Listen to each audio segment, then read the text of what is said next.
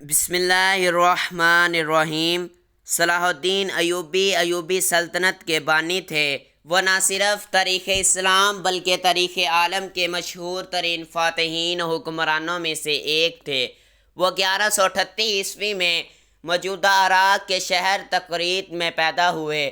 ان کی زیر قیادت ایوبی سلطنت نے مصر، شام، حجاز، یمن اور دیار بکر پر حکومت کی۔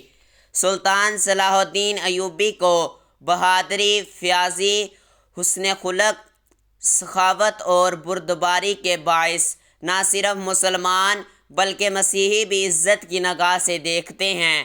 سلطان صلاح الدین ایوبی اپنے کارناموں میں نور الدین زنگی پر بھی بازی لے گئے۔ ان میں جہاد کا جذبہ کوٹ کوٹ کر بھرا ہوا تھا اور بیت المقدس کی فتح ان کی سب سے بڑی خواہش تھی۔ صلاح الدین ایوبی رحمۃ اللہ تعالیٰ علیہ کو فاتح بیت المقدس کہا جاتا ہے، جنہوں نے 1187 عیسوی میں یورپ کی متحدہ افواج کو عبرتناک شکست دے کر بیت المقدس ان سے آزاد کروا لیا تھا۔ صلاح الدین ایوبی 1193 عیسوی میں دمشق میں انتقال کر گئے۔ انہوں نے اپنی ذاتی دولت کا زیادہ تر حصہ اپنی رعایا کو دے دیا۔ وہ مسجد بنو امیہ سے متصل مقبرے میں مدفون ہیں۔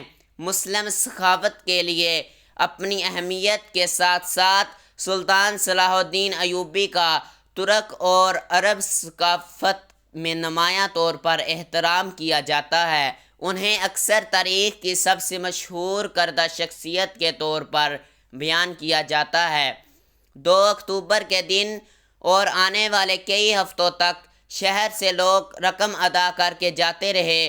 جو نہیں ادا کر سکتے تھے وہ مدد مانگتے رہے اور ان میں سے ہزاروں کی مدد خود سلطان صلاح الدین ایوبی رحمۃ اللہ تعالیٰ علیہ اور ان کے بھائی سیف الدین نے ذاتی طور پر ان کا تاوان ادا کر کے کی، اور بہت سے غرباء کو شہر کے سابق مسیحی حکمرانوں کی درخواست پر بغیر تاوان ادا کیے جانے دیا گیا۔ یروشلم کی مسیحی شہریوں کو کچھ ایسا دیکھنے کو نہیں ملا جس کی وہ توقع کر رہے تھے۔ مسلمانوں کے محاصرے کے دوران یروشلم کی خواتین نے اپنے بال کٹوا دیے تھے کہ وہ فاتح فوج کے سپاہیوں کی نظروں میں نہ آئیں، لیکن شاعر لکھتے ہیں کہ فتح اور یروشلم پر قبضے مکمل کرنے کا مرحلہ طے کرنے کے بعد سلطان صلاح الدین ایوبی نے خاص طور پر عورتوں کے معاملے میں رحم دلی کا مظاہرہ کیا، جس کے لیے وہ مشہور تھے۔ سوال ذہن میں اٹھتا ہے کہ ان کا یہ جذبہ سچا تھا؟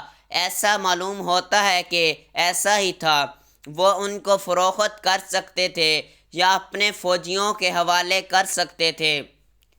یروشلم کی فتح کے موقع پر سلطان صلاح الدین ایوبی رحمۃ اللہ تعالیٰ علیہ نے ہر اس اندازے کو غلط ثابت کیا جو شاید ماضی میں اس شہر میں ہونے والے واقعات کی بنیاد پر قائم کیے گئے تھے، اور یہی وجہ ہے کہ اسی یورپ میں جہاں انہیں اپنے زمانے میں خون کا پیاسا اور شیطان کی اولاد کہا گیا تھا، وہاں 20ویں اور 21ویں صدی میں ہیرو کا درجہ بھی دیا گیا۔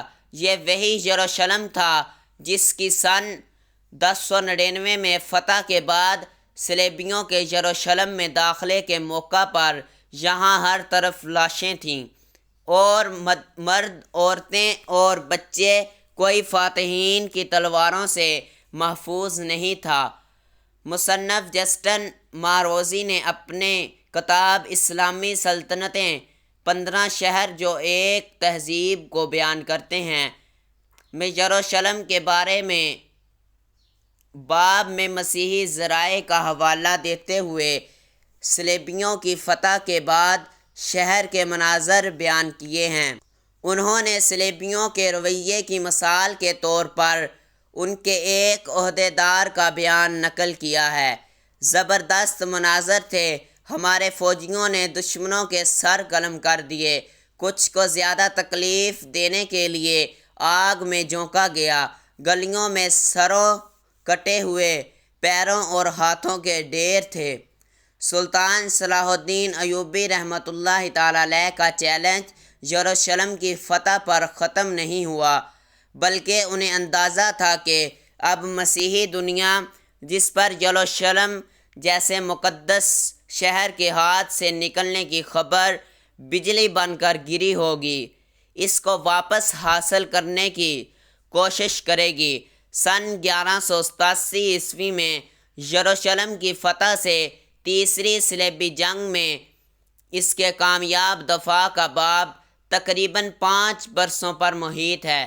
وہ صلیبی جنگ جس میں مغربی یورپ کے بڑے بڑے بادشاہ خود شریک ہوئے اور یورپ بھر سے لوگوں کو جنگ میں شرکت پر مائل کرنے کے لیے سلطان کی بدترین سے بدترین شبیہ پیش کی گئی، لیکن جنگ کے لیے آنے والوں نے یروشلم صرف حاصل کرنے میں ناکام رہے، بلکہ سلطان کی ایک مختلف تصویر لے کر واپس گئے، جو تمام تر پراپیگنڈے کے باوجود آج تک قائم ہے۔